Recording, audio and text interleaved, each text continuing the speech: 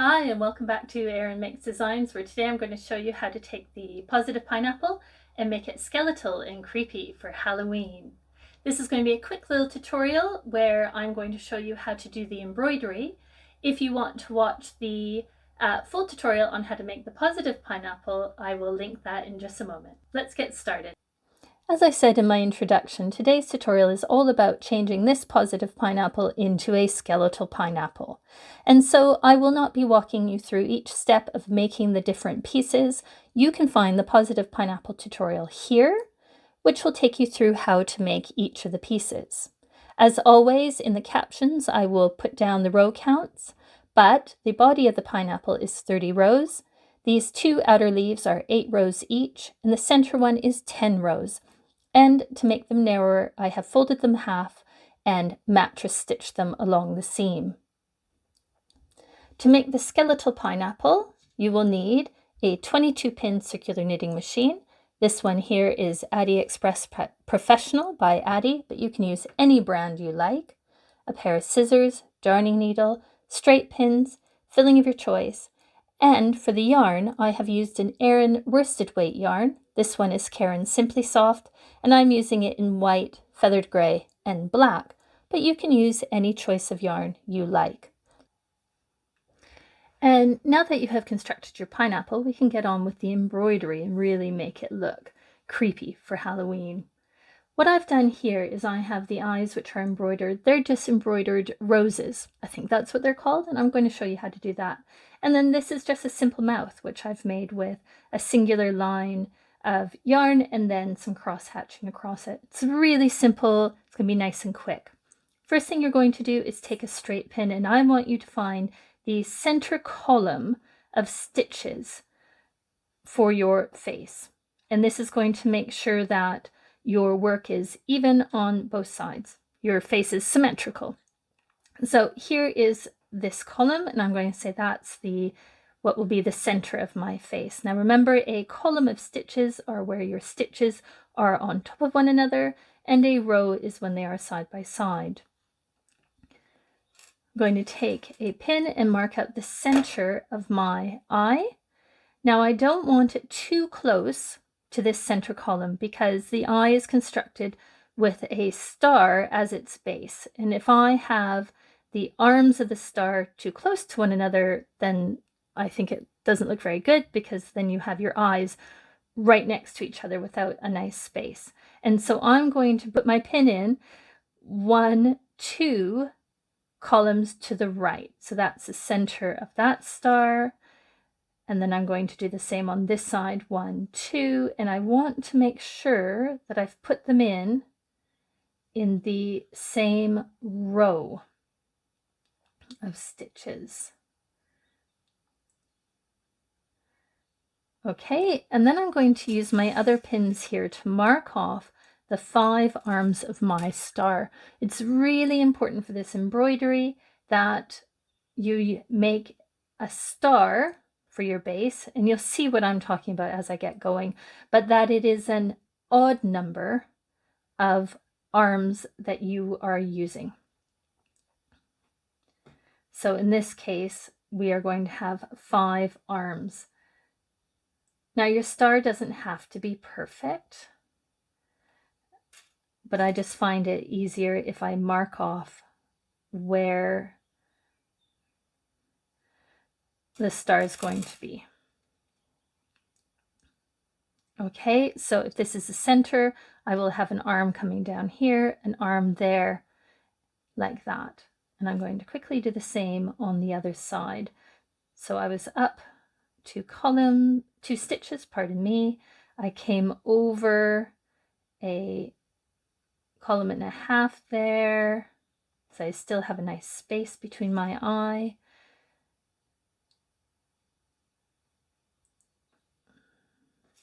Again, it doesn't have to be perfect, but this is just going to help you.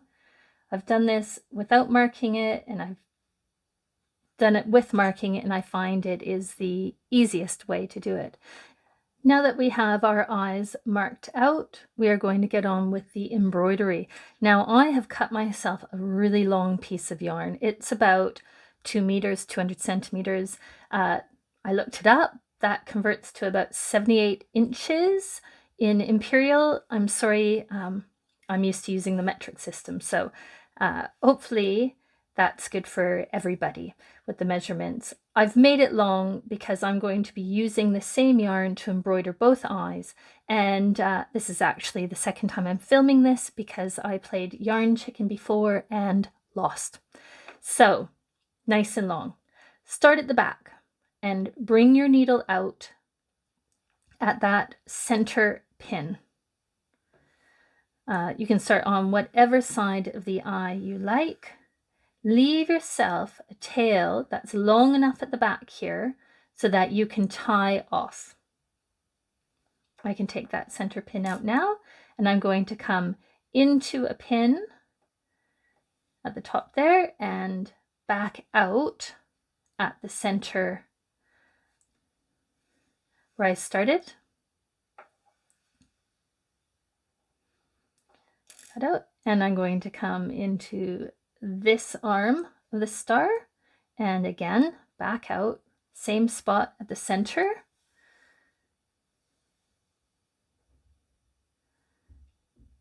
And you guessed it, I'm going to be coming into this pin here that marks this third arm of the star and back out at the center, and I'm going to make my way around doing that.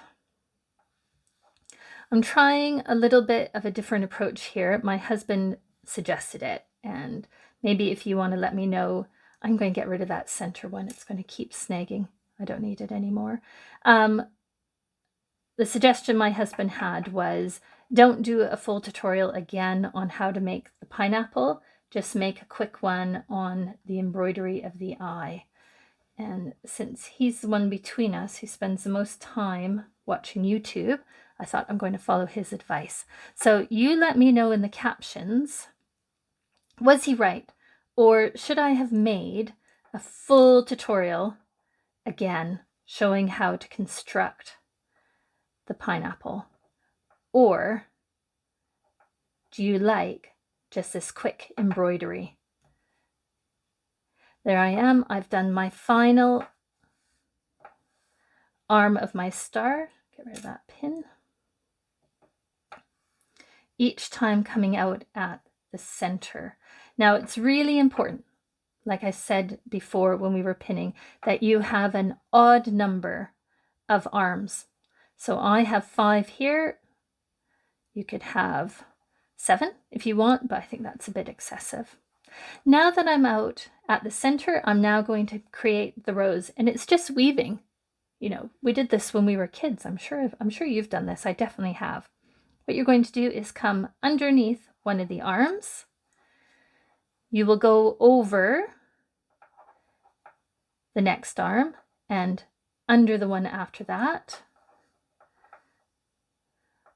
over the next, under the one after that, and that's right, you are going to just make your way all the way around, going under, over, under, until you have filled up the arms of your star. I like to use the yarn doubled up like you see me doing here, and I've done that because it makes a nice gives a nice dimension to the face. Lost track of what I was doing there.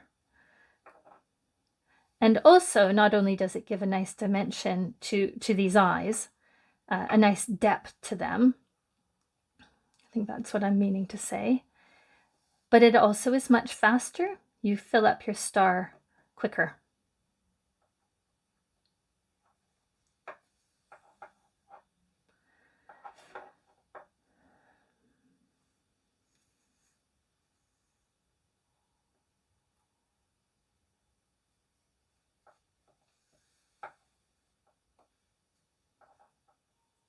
There we go. I'm almost all the way around. It's okay if you can see a little bit of the arms of the stars that you are forming your rose on. You don't need to cover it up completely. All right, I have now formed that rose. Maybe I'm just going to go, I think I'm going to go around just one more time. Find that last bit there. There we go. I think that evens out and makes a nice circle. And then what I'm going to do is I'm going to come into the body of the pineapple and out the center pin on the other side. And I am going to do exactly the same thing of constructing the star. Now, I'm not going to make you sit here and watch me do that again. If you need to see how it's done, you can rewind the video a bit, watch how I've constructed the star. For the rest of you, you can pause the video here and I will see you when you have this left eye constructed. And now that I have finished making the left eye, what I'm going to do is I'm going to bring my yarn back in, and this time I'm going to come out at the back of the body here, where I will tie off. Now don't pull it too tight. If you pull it too tight, you will distort what's happening at the front. You'll pull your eyes all out of shape. Tie a nice knot here. Again, you don't have to pull too tightly on it. I put my needle back in at the same spot where I've come out. And because I'm using a black yarn, I'm going to try and come out up here near to the pineapple leaves, so that as I'm hiding these tails, then the end of the yarn will get hidden nicely up here. And I want to put the other tails onto the darning needle as well. This is a good tip if your tails are too short, if you put them on and they keep popping off as you're trying to put your needle in, is if you put your needle in first and then put your tails on. You won't have that problem. We're just going to come through and pull that knot and the tails through so that they disappear and are hidden inside the body. There, they're gone. And I'll just cut these tails up here and hide that. And there we go. The next thing we're going to do is we're going to move on to embroidering the mouth, which is so simple and fast. Now for embroidering the mouth, unlike the eyes, we are going to use a single strand of yarn. So I'm not going to double it over. I'm just going to have it with a little bit of tail there. What I'd like to do is mark off, again, there's my center column, where the edges of my mouth are going to be. And I like to keep the mouth quite close to the eyes, but you can place your mouth wherever you want. So what did I do there? Here's my center column, and I came over 1.5 columns there. So again, that's 1.5, and I want to make sure that I'm working into the same row. And it's really simple. Same thing, start at the back, come out where you've marked your pin for the corner of your eye, the corner of your mouth. Leave yourself a tail, pop that pin out, come back in at the other side of your mouth, and then we're going to form the little cross hatching where it looks like our mouth has been sewn shut. And I'm just going to come out over here, just a little bit above. I mean, you can make yourself a smiley skeleton if you like, but this is Halloween, so making it straight across. And then I'm just going to come in and out, following the same row of stitches where I'm coming out each time to create that cross hatching, a bit of a tug of that mouth, which, gosh, could you imagine? No, I don't even want to think about it. Just thinking in my head, ooh, having your mouth sewn shut. Dreadful. we go. And I'm just going to go in and out, in and out, in and out. But I suppose that's what makes things creepy for Halloween, is the thought of them. Just dreadful.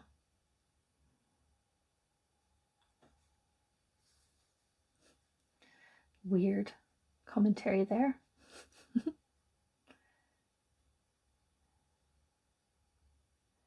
And I think, yeah, this is my last one.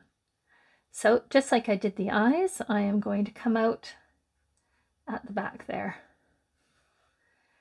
And like I said before, don't pull it too tight or else it will distort your embroidery, pull it all out of shape.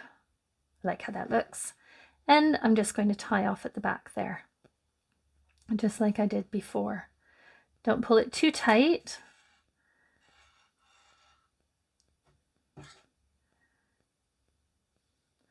Pop your tail back on. Bring your needle back in at the same point and up and out one of the leaves.